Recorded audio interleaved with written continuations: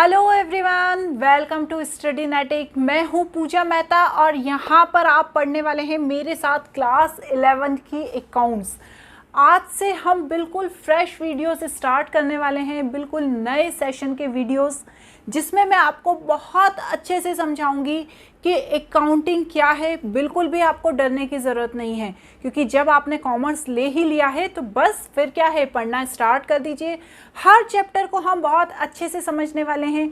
आपके लिए अकाउंटिंग बिल्कुल नया वर्ड हो सकता है, लेकिन मेरे लिए तो नहीं है। मैं आपको इतने अच्छे से एक्सप्लेन करूंगी कि अकाउंटिंग सॉल्व करना, अकाउंटिंग के क्वेश्चंस करना आपके लिए बहुत ही ज़्यादा इजी हो जाएगा। तो स्टार्ट करते हैं हमारे सबसे पहले वीडियो के साथ, जिसमें मैं आपको पूरा इंट्रोडक्शन समझाऊंगी।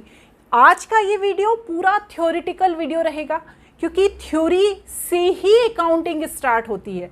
डायरेक्ट हम प्रैक्टिकल क्वेश्चंस नहीं करते, पहले हम थ्योरी समझते हैं, अकाउंटिंग का इंट्रोडक्शन समझते हैं, फिर धीरे धीरे आगे बढ़ते हैं। तो आज से हम बिल्कुल फ्रेश होकर स्टार्ट करने वाले हैं अकाउंटिंग सब्जेक्ट को। तो बिल्कुल टेंशन मत लीजिए, मन हो तो एक कॉपी और पेन ले लीजिए। जो इम्पॉर्टेंट पॉइंट लगते हैं उन्हें नोट करते जाइए, जो इम्पॉर्टेंट चीज़ लगती है उनका स्क्रीनशॉट ले लीजिए। और कोई डाउट होता है तो मैं तो हूँ ही, आप मुझसे कमेंट बॉक्स में पूछ सकते हैं।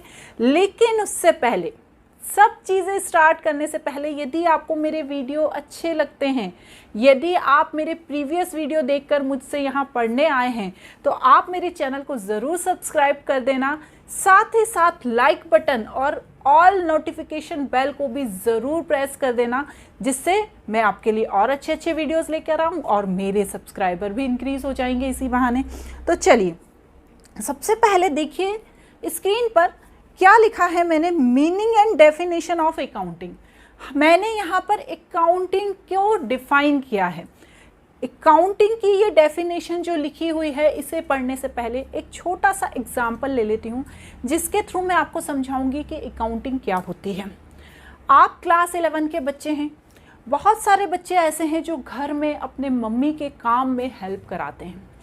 उनके लिए मार्केट से सामान लेकर आते हैं। वो बोलती हैं जाओ बेटा फ्रूट्स ले आओ, आप फ्रूट्स लेकर आते हैं। वो बोलती हैं जाओ आप वेजिटेबल्स लेकर आओ, आप वो लेकर आते हैं। वो आपसे मेडिसिन भी मंगवाती हैं। तो वो आपसे बहुत सारे मार्केट के काम करवाती हैं। आप करते भी होंगे, आपकी मम्मी हुई, आपके पापा हुए, आपसे बहुत सारे मार्केट के काम करवाते होंगे। जब वो आपसे मार्केट के काम कराते होंगे तो वो कुछ आपको पैसे देते होंगे कि जाओ ये पैसे लो और मार्केट से मेरे लिए फ्रूट्स लेकर आओ। उसमें बनाना होना चाहिए, उसमें एप्पल होना चाहिए, उसमें क्या होना चाहिए, पोमोग्रेनेट भी होना चाहिए। वो आपको पैसे दे देते हैं। हम एक छोटा सा एग्जांपल ले लेते हैं कि सपोज आपकी मम्मी ने आपको 1000 रुपीज़ दिए और बोला कि जाओ ये सारी चीज़ें लेकर आओ। तो आप मुझे बताइए, पूरे 1000 रुपीज़ का वो सामान आ जाएगा? ऐसा नहीं होगा। एप्पल की प्राइसिंग अलग है, बनाना की प्राइसिंग अलग है, पोमोग्रेनेट की प्राइसिंग अलग है। इन सभी चीज़ों की प्राइसिंग तो अलग है ना। तो ये चीज़ें जब मिलाकर आप लाएंगे तो कुछ पैसे 1000 रुपये में से बच भी जाएंगे, बचेंगे। जब आप घर आएंगे तो आप बताएंगे कि मम्मा 250 के 1 kg कितने आए, एप्पल आए। मम्मा 60 रुपीज़ के हमारे बनानाज आए। मम्मा 100 रुपीज़ के हमारे पोमोग्रेनेट आए, और इतने रुपए उसमें से माइनस करके आप बता देंगे इतने बच गए। ठीक है, ये तो सिंपल मैथ्स है जो अभी तक आप करते हुए आ रहे थे। अब इसमें अकाउंटिंग कहाँ है? इन सारे ट्रांजैक्शन का रिटर्न में सारा ब्यौरा रखना, मतलब सारी ट्रांजैक्शन को, आपकी मदर ने आपको 1000 रुपीज़ दिए, आप उसे रिटर्न में लिख रहे हैं। आपने जाकर एप्पल वाले को 250 दिए, आप उसे रिटर्न में लिख रहे हैं। फिर उसने आपको जो चेंज दिया उसे आप रिटर्न लिख रहे हैं। इन सभी चीज़ों को जब आप रिटर्न में नोट करते हैं तो वो अकाउंटिंग कहलाती है किसी भी बिजनेस में, क्योंकि अकाउंटिंग हम हमेशा किसी भी बिजनेस के लिए करते हैं। ठीक है, जब कोई भी एक फर्म खुलती है या कोई भी एक बिज़नेस स्टार्ट होता है, एक एग्जांपल ले लेते हैं। जैसे मैंने एक बिज़नेस स्टार्ट किया क्लॉथ्स सेल करने का, मतलब मैं शर्ट को स्टिच करती हूँ, मैं अपने सलवार सूट को स्टिच करती हूँ और मैं उसे अपने शॉप पर सेल कर देती हूँ। अब जब मैंने वो बिज़नेस स्टार्ट किया तो क्या किया, सबसे पहले तो मैंने कुछ पैसा लगाया बिज़नेस स्टार्ट करने के लिए। लगाया ना पैसा, मैंने थोड़ा सा पैसा लगाया। जब मैंने पैसा लगाया तो मैंने थोड़े एम्प्लॉय भी रखे, क्योंकि मैं अकेली तो सारा काम नहीं कर सकती। उन एम्प्लॉयज़ को मैंने सैलरी भी प्रोवाइड करी। कुछ मुझे मशीनरी, स्विंग मशीन वगैरह भी मुझे ख़रीदनी पड़ी। एक मुझे शॉप भी लेनी पड़ी रेंट पे, ठीक है। तो ये सब चीज़ें, इतना सारा मैंने सब किया, तो इनका मुझे रिटर्न में सब हिसाब किताब रखना पड़ेगा ना। वही चीज़ अकाउंटिंग है। जब हम किसी भी बिजनेस में हमारी हर ट्रांजैक्शन का जो फाइनेंशियल नेचर की हैं, सबसे इम्पॉर्टेंट चीज़ अकाउंटिंग में होती है कि वो चीज़ों का हम हिसाब किताब रखते हैं जो फाइनेंशियल नेचर की है, मतलब जो पैसों से संबंधित है। तो उनका जब हम हिसाब किताब रखते हैं तो उसे क्या कहा जाता है? उसे कहा जाता है अकाउंटिंग। क्लियर हुआ? तो वही हम यहाँ पर समझने वाले हैं। यहाँ पर जो अकाउंटिंग की जो डेफिनेशन दी है ना, वो बिजनेस की लैंग्वेज में दी है, वो कॉमर्स की लैंग्वेज में दी है। अभी जो मैंने सिखाई वो कैसी थी? हमारी लैंग्वेज में, जो हम डेली में बातें करते हैं। तो हम क्या करते हैं, हम इसे पढ़ लेते हैं। क्या लिखी है डेफिनेशन? देखिए सबसे पहले क्या लिखा है, accounting is a process of identifying the event of financial nature.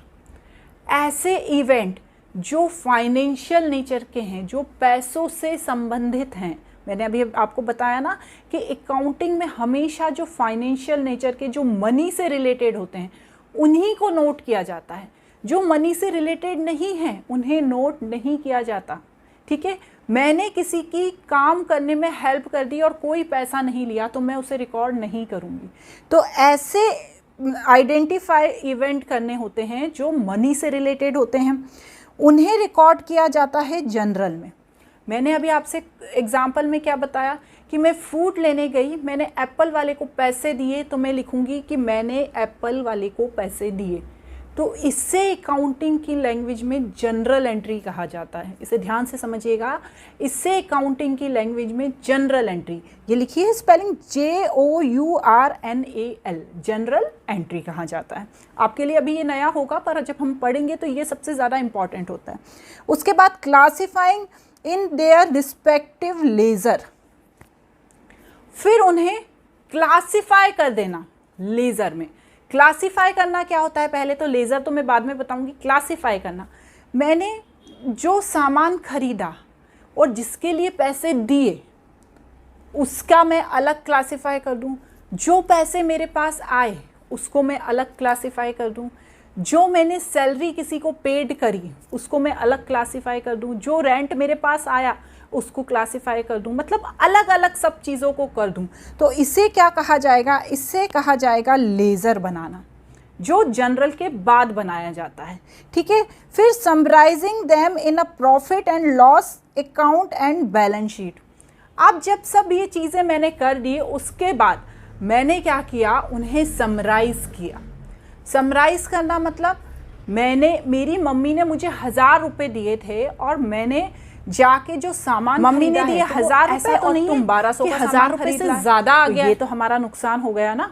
तो ऐसा हो सकता है ना, आपने समराइज करना जरूरी है। भैया पैसे तो बिजनेस में हमने लगाए 1 लाख रुपए, अब आप ऐसा करो हमारा खर्चा हो गया उधार 1,50,000, ये तो नुकसान हो गया, का हमें नुकसान हो गया। हो सकता है कि हमने 1 लाख रुपए लगाए हों और हमें 50,000 का प्रॉफिट हो गया हो, हमारी कमाई 50,000 रुपये ज़्यादा हो गई हो। तो इन सब को देखने के लिए profit and loss and balance sheet तैयार की जाती है, जिसे हम डिटेल में आगे पढ़ने वाले हैं। उसके बाद communicating the result to user such information. उसके बाद ये जो सब हम प्रोसेस कर रहे हैं उसकी इन्फॉर्मेशन किसको देना? उसके यूज़र्स को। यूज़र्स मतलब जो उसकी इंफॉर्मेशन लेना चाहते हैं। कौन कौन इंफॉर्मेशन लेना चाहता है? The user of accounting information include owner. भैया जिसने बिजनेस स्टार्ट किया है, हमारी जो मम्मी है जिनने पैसे दिए हैं, वो तो पूछेगी भैया बताओ 1000 रुपये का क्या किया है। तो जो बिजनेस स्टार्ट करता है ओनर, वो पूछता है कि भैया हमने जो बिजनेस में पैसा लगाया था उसका क्या क्या हुआ। उसके बाद क्रेडिटर्स, हमने किसी से पैसा लिया भी होगा। क्रेडिटर्स मतलब कौन होते हैं? जो हमें पैसा देते हैं कि हमारे पास पैसा कम था, 1 लाख रुपए ही मेरे पास पैसा था, मैंने 20,000 रुपये किसी से पैसा ले लिया कि मुझे दे दो, तो वो हमारे क्रेडिटर्स हो गए, उन्हें हमें बाद में पैसा देना पड़ेगा। ये एक अकाउंटिंग का वर्ड है क्रेडिटर, ठीक है। बैंक से लोन लेते हैं। फाइनेंशियल इंस्टीट्यूट, बहुत सारे ऐसे फाइनेंशियल इंस्टीट्यूट है जो पैसा देते हैं कि भैया तुम अपना बिजनेस स्टार्ट करो। हमारे एम्प्लॉय जो काम कर रहे हैं उन्हें पता होना चाहिए ना कि हमारी फर्म अच्छा काम, आप किसी बिजनेस में जाएंगे जब जॉब के लिए तो आप देखेंगे कि उसकी जॉब बिजनेस की रेपुटेशन क्या है मार्केट में, तो आप एम्प्लॉय होते हुए भी आप देखेंगे उसकी रेपुटेशन मार्केट में। ऐसा तो नहीं है कि वो कंपनी लॉस में जा रही है और आप वहाँ जाके नौकरी करने लगेंगे, ऐसा तो नहीं करेंगे। उसके बाद है गवर्नमेंट, जो बड़े बड़े इंस्टीट्यूट्स होते हैं उनकी गवर्नमेंट जानकारी रखती है, जैसे बड़ा हमारा रिलायंस है, टाटा है, गवर्नमेंट को पता होता है कि इनके बिजनेस में प्रॉफिट हो रहा है या लॉस हो रहा है। तो ये सारे कौन होते हैं, ये यूज़र होते हैं जो अकाउंटिंग की इंफॉर्मेशन रखना चाहते हैं। क्लियर। अब यहाँ पर छोटी सी एक डेफिनेशन दी है, जब भी क्वेश्चन आते हैं अकाउंटिंग का डेफिनेशन पूछा जाता है तो एक किसी के द्वारा दी हुई डेफिनेशन दे देना चाहिए। Accounting is a process of identifying, measuring, communicating economic information to permit inform judgement and decision by user of an information. Simple सी चीज़ है, इसमें कोई बहुत भारी चीज़ नहीं है। अब नेक्स्ट क्या है, प्रोसेस। प्रोसेस क्या होती है अकाउंटिंग की, यदि आप चाहते हैं तो इसका स्क्रीनशॉट भी ले सकते हैं, मैं आपको सिर्फ समझाती जाऊंगी। प्रोसेस में सबसे पहले होता है identify of financial transaction and event. हमें सिर्फ उन्हीं ट्रांजैक्शन को रिकॉर्ड करना है, उन्हीं इवेंट को रिकॉर्ड करना है जो मनी से रिलेटेड हैं, जो फाइनेंशियल नेचर के हैं। अकाउंटिंग में फाइनेंशियल नेचर का मतलब होता है मनी से रिलेटेड है, कितना पैसा हम पे कर रहे हैं, कितना पैसा हमारे पास आ रहा है, कितनी सैलरी हम दे रहे हैं, कितना हमारे रेंट मिल रहा है, ये मनी है, इसमें पैसा आ रहा है, सिर्फ उन्हें ही रिकॉर्ड किया जाता है। Measuring and identify the transaction, ठीक है, जो ट्रांजेक्शन मनी से रिलेटेड नहीं है उन्हें भी पहचानना ज़रूरी है। पता चला आपने रिकॉर्ड कर लिया, उसमें तो मनी का कोई रोल ही नहीं था। जैसे क्वालिटी ऑफ मैनेजमेंट, मैनेजमेंट किस क्वालिटी से काम कर रही है, किसी मैनेजर का अपॉइंटमेंट कर लिया, इन चीज़ों को रिकॉर्ड नहीं किया जाता। आपने किसी को अपॉइंट किया है, जब तक आपने उसे सैलरी नहीं दी है तब तक उसको नहीं रिकॉर्ड किया जाएगा। वो आ रहा है बस ऐसे ही बैठ के आपके साथ काम करा रहा है तो उसे रिकॉर्ड नहीं करना है। क्लियर। नेक्स्ट क्या दिया हुआ है, रिकॉर्डिंग, ठीक है। मैंने आपको बताया था अभी डेफिनेशन में कि जब हम इन सारे ट्रांजैक्शन को रिकॉर्ड करते हैं तो उससे हमेशा जनरल कहा जाता है। जो बुक होती है उसका नाम होता है जनरल, जिसमें हम आज से मैंने दिन स्टार्ट किया, मेरे बिज़नेस का आज से दिन स्टार्ट हो रहा है।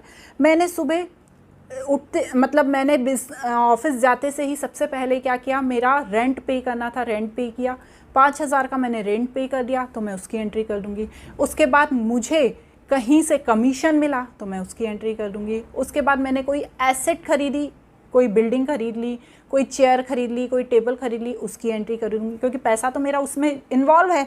तो उन सबको जब मैं रिकॉर्ड करती हूँ ना तो उसे जनरल कहा जाता है। नेक्स्ट होता है क्लासिफाइंग, अभी समझाया।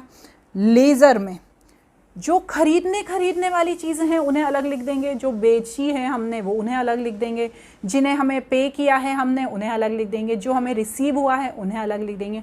तो इस तरह से क्लासिफाई कर लेंगे ताकि हमें समझना आसान रहे कि भैया इतना पैसा आया, इतना पैसा गया, इतनी हमने सैलरी पेड करी, इतना हमें कमीशन मिला। तो इन्हें जब हम अच्छे से नोट कर लेते हैं उन्हें क्या कहते हैं, क्लासीफाई करना। और लेज़र मतलब P&L अकाउंट बनाना और बैलेंस शीट बनाना, कि मतलब हमने बिज़नेस स्टार्ट किया था, उससे हमें प्रॉफिट हुआ है, उससे हमें लॉस हुआ है, हमने क्या क्या चीज़ें खरीदी हैं। तो ये थोड़ा सा डिटेल है, ये लास्ट में आएगा, आपको जब पूरी आप अकाउंटिंग एंड होने वाली रहेगी तब आएगा। तो इसमें अभी आप ज़्यादा दिमाग मत लगाइए। तो ये हो गई बात। अब इसमें नेक्स्ट है एनालिसिस एंड इंटरप्रिटेशन। एनालिसिस करना कि भैया प्रॉफिट हुआ, लॉस हुआ, अब हमें आगे क्या करना है, किस तरीके से हम अपने प्रॉफिट को इंक्रीज़ कर सकते हैं। और नेक्स्ट एंड लास्ट है कम्युनिकेट करना, बताना अपने यूज़र्स को कि भैया क्या हमें प्रॉफिट हो रहा है। हमारी गवर्नमेंट हमसे पूछेगी तो हम उन्हें बताएंगे कि हाँ हमें प्रॉफिट हो रहा है, या हमें लॉस हो गया है, या हमने लोन लिया था बैंक से तो बैंक पूछेगा तो हम उन्हें बताएंगे कि नहीं हमारा बिज़नेस अच्छा चल रहा है, हम तुम्हारा लोन चुका देंगे। तो ये कम्युनिकेटिंग इसका नेक्स्ट फीचर। अब इसके हम देख लेते हैं ऑब्जेक्टिव। Maintaining accounting record. देखो जब भी कोई ट्रांजैक्शन होता है तो उसका हमें रिकॉर्ड मेंटेन करना पड़ता है। क्योंकि जब आप इतना बड़ा बिजनेस चलाते हैं तो उस बिजनेस में बहुत सारे ट्रांजैक्शन होते हैं। यदि आप उन्हें प्रॉपर तरीके से रिकॉर्ड नहीं करेंगे तो आपको पता कैसे चलेगा कि कितना खर्चा हो रहा है और कितना हमारे पास पैसा आ रहा है। तो रिकॉर्ड को मेंटेन करना अकाउंटिंग का मेन ऑब्जेक्टिव होता है। डिटरमाइन प्रॉफिट और लॉस। फर्म को प्रॉफिट हुआ है, फर्म को लॉस हुआ है। फर्म का मतलब क्या होता है? Organisation, business. एक ही वर्ड के कई मीनिंग है यहाँ पर। फर्म की बात करूँ, ऑर्गेनाइजेशन की बात करूँ या बिजनेस की बात करूँ, मतलब जो किया जा रहा है बिजनेस के ओनर द्वारा या बिजनेसमैन द्वारा, तो उसमें प्रॉफिट हो रहा है या लॉस हो रहा है, ये देखना भी बहुत ज़्यादा ज़रूरी है। Determine financial position. एक बार पैसा लगा दिया गया, किसके द्वारा? बिजनेसमैन द्वारा या बिजनेस के ओनर द्वारा। अब उसमें जो खर्चा हुआ, जो प्रॉफिट हुआ, जो भी चीज़ें हुई हैं, उनसे क्या होता है? फाइनेंशियल पोजीशन मालूम होती है। अब फाइनेंशियल पोजीशन कैसे मालूम की जाती है? बैलेंस शीट बनाकर। मतलब हमने जो एसेट्स खरीदी हैं और जो हमारी लायबिलिटी हैं, ये अकाउंटिंग का एक वर्ड है। एसेट्स मतलब हमने जो संपत्ति खरीदी है, जैसे लैंड खरीदा, बिल्डिंग खरीदा, और जो लायबिलिटी है मतलब जो हमें किसी को पैसा देना है, हमें मतलब बिजनेस को किसी को पैसा देना है, उसकी पूरी इंफॉर्मेशन हमें किससे मिलती है? अकाउंटिंग के थ्रू ही मिलती है। ठीक है ना। अब वही चीज़ इसमें बताया गया है कि किस तरह से बैलेंस शीट बनाई जाती है, तो वो जब हम आगे सीखेंगे तो हमें पता चल ही जाएगा। नेक्स्ट दिया हुआ है फैसिलिटेटिंग मैनेजमेंट। इसका क्या मतलब है? मैनेजमेंट जो होती है उसको बहुत सारे डिसीजन लेने पड़ते हैं। अब मैनेजमेंट कौन होती है? मैडम आप बिजनेस की बात करते करते मैनेजमेंट की बात करने लग गई।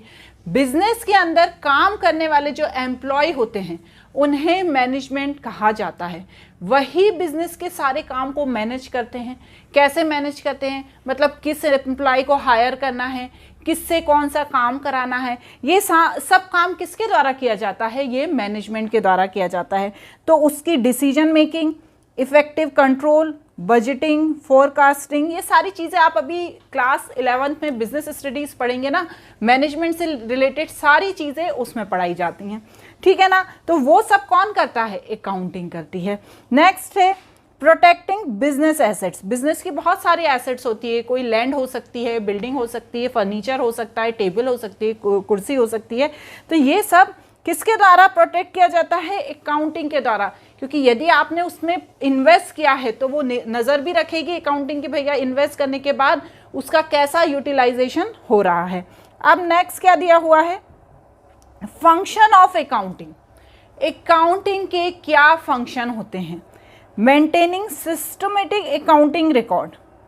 सिस्टमेटिक अकाउंटिंग रिकॉर्ड जो सबसे मेन प्राइमरी फंक्शन होता है ना अकाउंटिंग का, वो होता है कि जो रिकॉर्ड्स हैं वो सिस्टमेटिकली रहें बिजनेस में। ऐसा ना हो कि जब हम आखिरी में देखें कि बिजनेस में क्या हुआ साल भर, तो हमें पता ही ना रहे कि बिजनेस में क्या हुआ, हमने किसको सैलरी प्रोवाइड करी, हमें कहाँ से कमीशन आया। तो सारे जो रिकॉर्ड्स हैं उन्हें सिस्टमेटिक रखने का काम कौन करता है? अकाउंटिंग करता है। प्रिपेयरिंग फाइनेंशियल स्टेटमेंट, अभी मैंने बताया कि प्रॉफिट हुआ है फर्म को, लॉस हुआ है फर्म को, वो कैसे तैयार किया जाता है? अकाउंटिंग के थ्रू किया जाता है। Meeting legal requirement.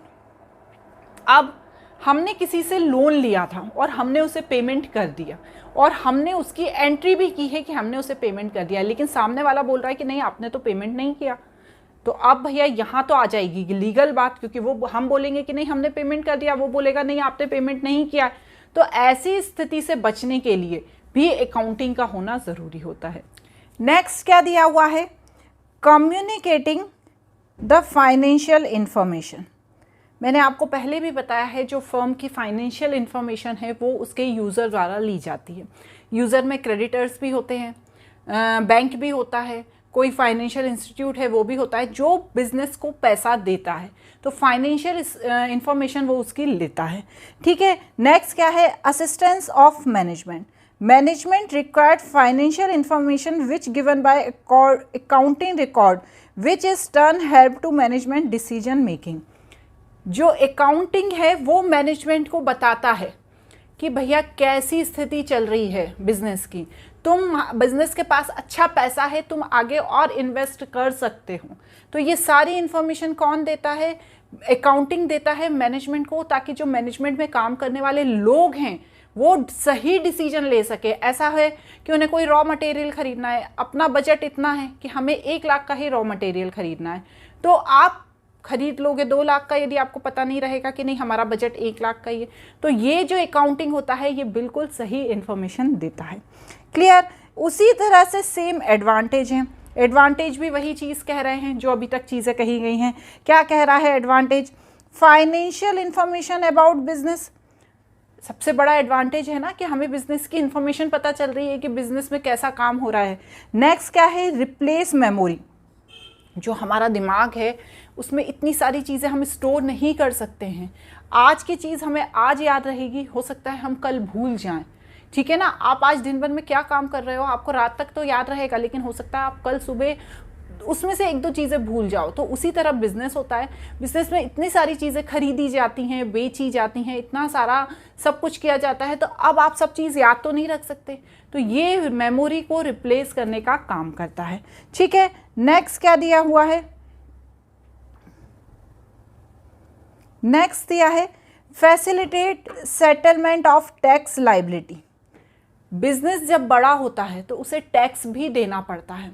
हमारी गवर्नमेंट हर बिजनेस से टैक्स लेती है।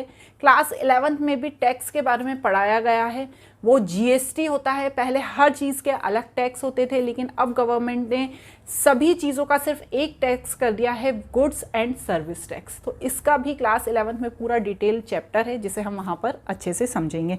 तो यहाँ पर अकाउंटिंग के थ्रू हमें टैक्स पे करने में आसानी होती है। नेक्स्ट है फैसिलिटेट लोन। हमने यदि बिजनेस से कोई लोन लिया है कहीं से, बैंक से, तो हम उस लोन की पेमेंट कर पाएंगे कि नहीं कर पाएंगे, वो हम कैसे बताते हैं? हमारा फाइनेंशियल स्टेटमेंट दिखा कर कि देखो हमारे बिजनेस में प्रॉफिट हो रहा है, आप हमें लोन दे दीजिए, हमारे जो प्रॉफिट होगा उससे हम आपका लोन चुका देंगे। तो ये सारी चीज़ें कैसे पता चलती हैं? अकाउंटिंग के थ्रू ही पता चलती हैं। नेक्स्ट है एविडेंस इन कोर्ट। एविडेंस है ये कोर्ट के लिए। यदि किसी को हमने सामान बेचा और उसने हमें पेमेंट नहीं किया और हमारे पास सारा रिकॉर्ड है कि भैया हमने उसे सामान बेचा था इस डेट पे, उसने कहा था कि हम इस तारीख पे आपको पेमेंट कर देंगे, लेकिन यदि उस तारीख पर उसने पेमेंट नहीं किया, तो ऐसी स्थिति में कोर्ट में एविडेंस के तौर पर ये काम आता है। ठीक है, नेक्स्ट है facilitate sale of business. Business की सेल बढ़ाने में भी अकाउंटिंग का बहुत ही ज़्यादा इम्पॉर्टेंट रोल होता है। यदि आपको पूरी इन्फॉर्मेशन पता है बिजनेस की, तो आप अपने प्रोडक्ट की सेल इंक्रीज कर सकते हैं। Assistance in event of insolvency. यदि आपका पैसा ख़त्म हो गया है, यदि आप दिवालिया हो गए हो, आपने कोई बिजनेस स्टार्ट किया था और आपके पास बिजनेस का पैसा आपके पास इतना नहीं है कि आप लोन चुका सकते हैं, या आपने कहीं से लोन लिया था, आपके पास पैसा ख़त्म हो गया, आप लोन नहीं चुका सकते, तो आप चुकाने को मना उसी स्थिति में कर सकते हो जब आपके पास सारा रिकॉर्ड हो और आप अपना स्टेटमेंट दिखा के बता दो कि भैया मैं इंसॉल्वेंट हो गया हूँ, मैं दिवालिया हो गया हूँ, मैं किसी तरह का कोई लोन नहीं चुका सकता। तो यहाँ भी अकाउंटिंग आपकी हेल्प करती है। अब नेक्स्ट क्या दिया हुआ है? Limitation of accounting. सबसे इम्पॉर्टेंट है अकाउंटिंग की लिमिटेशन, क्योंकि अभी तक तो आपने अकाउंटिंग की बहुत तारीफ़ें सुन ली कि अकाउंटिंग ये करती है, अकाउंटिंग वो करती है, लेकिन अकाउंटिंग की कुछ लिमिटेशंस भी हैं। क्या है लिमिटेशन? सबसे पहली लिमिटेशन इसकी है accounting is not fully exact. Accounting हर चीज़ का सही ब्यौरा दे ये ज़रूरी नहीं है। हम अकाउंटिंग पर पूरी तरह से भरोसा नहीं कर सकते। आपने सुना भी होगा कि अकाउंटेंट ने हमारे यहाँ धोखाधड़ी कर दी। जो अकाउंटेंट है उसी ने गलत एंट्री कर दी या उसी ने कोई गलती कर दी, तो फिर आप क्या करेंगे? आप तो पूरे उसी के भरोसे पे बैठे हो ना। तो अकाउंटिंग को आप पूरी तरह से सही नहीं मान सकते। नेक्स्ट है accounting does not indicate the reliable value. कभी कभी कुछ चीज़ें एस्टिमेट की जाती हैं अकाउंटिंग में। जैसे हमने कोई फर्नीचर ख़रीदा, हमने वो फर्नीचर ख़रीदा है 25,000 का। हम ये सोच रहे हैं कि ये जो फर्नीचर है इसे हम जब सेल करेंगे तो क्या होगा, हमें इसकी वैल्यू कुछ ना कुछ कम होके मिलेगी, पर मिलेगी ज़रूर। पर कितनी कम होके मिलेगी ये हमें नहीं पता है। हम सिर्फ एस्टिमेट लगाते हैं कि भैया 25,000 का हमने फर्नीचर खरीदा है, उसकी वैल्यू हमें 20,000 मिल जाएगी, लेकिन हो सकता है उसकी वैल्यू आपको 10,000 ही मिले। तो कोई ज़रूरी नहीं है कि हमारा एस्टिमेट सही हो। Accounting ignore qualitative element. Qualitative element क्या होता है? जो क्वालिटी होती है प्रोडक्ट की वो कभी मेज़र नहीं की जाती अकाउंटिंग के द्वारा। मैंने बताया था ना, ये सिर्फ फाइनेंशियल नेचर के ट्रांजैक्शन या फाइनेंशियल नेचर की चीज़ों को ही देखता है, क्वालिटी से इसे कोई मतलब नहीं होता है। नेक्स्ट होता है accounting ignore effect of price level change. कोई भी प्राइसिंग किसी भी प्रोडक्ट की हमेशा सेम नहीं रहती है, समय के कारण या किसी और कारण से उसमें चेंजेस आते रहते हैं। तो जो अकाउंटिंग होता है उससे कोई मतलब नहीं है, जो वो अपने तरीके से काम करता चला आ रहा है वैसे ही काम करता है, उसे प्राइस लेवल पे जो चेंजेस हो रहे हैं उनसे कोई मतलब नहीं होता है। नेक्स्ट होता है अकाउंटिंग में लीड टू विंडो ड्रेसिंग। अब विंडो ड्रेसिंग क्या होती है? ये एक टर्म होती है। इसमें क्या होता है, जैसा मैंने अभी बताया कि जो अकाउंटेंट होता है उसके द्वारा कुछ इस तरह से मैनिपुलेट किया जाता है पूरी अकाउंटिंग प्रोसेस को कि जो P&L अकाउंट है और बैलेंस शीट है वो सही नहीं बन पाती है। बैलेंस शीट इक्वली मैच हो रही होती है लेकिन उसका प्रॉपर सही रिजल्ट नहीं रहता है। नेक्स्ट है अनरियलिस्टिक इन्फॉर्मेशन। कुछ इन्फॉर्मेशन ऐसी होती है जो रियलिस्टिक नहीं है, अनरियलिस्टिक है। नेक्स्ट है रिकमेंडेशन ऑफ अल्टरनेटिव मेथड। ये तरह तरह की मेथड को बताता है। तो क्या होता है, जो अकाउंटेंट होता है वो कंफ्यूज हो जाता है, इसलिए इसकी एक मेन लिमिटेशन इसे भी माना गया है। Accounting never show the market value so assets और बिजनेस। मार्केट में क्या वैल्यू चल रही है इसे किसी भी चीज़ का पता नहीं होता है अकाउंटिंग को। उसने तो जो चीज़ पे प्रोडक्ट खरीदा था या जो चीज़ पे एसेट्स खरीदी थी उसी को डेप्रिशिएट या उसी की वैल्यू की कमी को ये शो करता जाता है। तो ये इसकी कुछ लिमिटेशंस है, ठीक है। अब नेक्स्ट 3 टर्म दी हैं यहाँ पर, book keeping, accounting and accountancy. Book keeping term जो होती है वो अकाउंटिंग से पहले की टर्म है। जैसे अकाउंटिंग में क्या होता है, सारी प्रोसेस इंक्लूड होती है, लेकिन जो बुक कीपिंग होती है, जैसे यहाँ पर देखिए इसकी डेफिनेशन लिखी है, bookkeeping is the recording of day to day business transaction in books of account. ठीक है, ये सिर्फ सारे दिन के बिजनेस ट्रांजेक्शन्स को ही लिखता है अकाउंट्स में, ठीक है। उसके बाद क्या करता है, उनको रिकॉर्ड कर देता है जनरल में और उसके बाद उनको क्लासिफाई कर देता है लेजर में। एंड बुक कीपिंग का काम यहाँ पर एंड हो गया, वो सिर्फ लेजर तक की प्रोसेस को फॉलो करता है।